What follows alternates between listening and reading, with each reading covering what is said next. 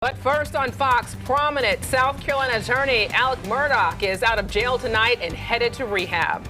He's charged with insurance fraud after a botched suicide scheme. Thanks for joining us tonight. I'm Alicia Barnes. And I'm Brian Blakely. Tonight, insurance fraud is just one of several investigations surrounding Murdaugh. Fox 46's Ryan Kruger shows us the latest twist in this bizarre story.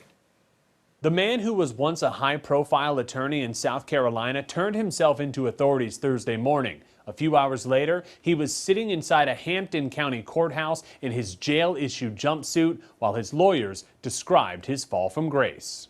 He is not a man of significant means anymore. Alex Murdaugh's lawyers say he's had a crippling addiction to opioids for 2 decades, but his life started to fall apart when his wife and son were found murdered back in June.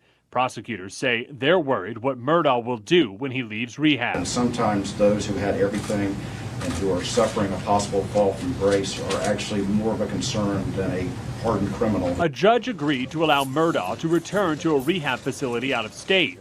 Murdaugh admits he hired a former client and his drug dealer for the last 10 years, Curtis Smith, to kill him so that Murdaugh's surviving son could collect insurance money.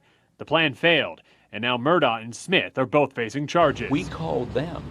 They didn't know about Curtis Smith. We called them and gave them the entire story, his identity, his phone numbers, all of it. SLED has launched several investigations into the Murdaugh family. Back in June, Murdaugh found his wife and son, Maggie and Paul, shot to death outside their home.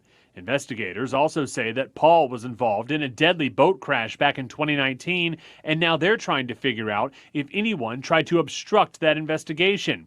There's also an investigation into a 2015 deadly hit and run not far from the Murdaugh's home, and we just learned that SLED is also looking into the death of Murdaugh's former housekeeper.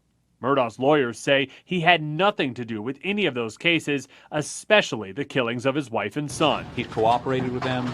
The ball's in their court. They're investigating it. I hope they have a suspect.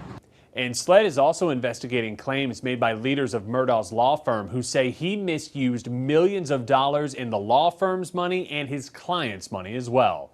Ryan Kruger, Fox 46.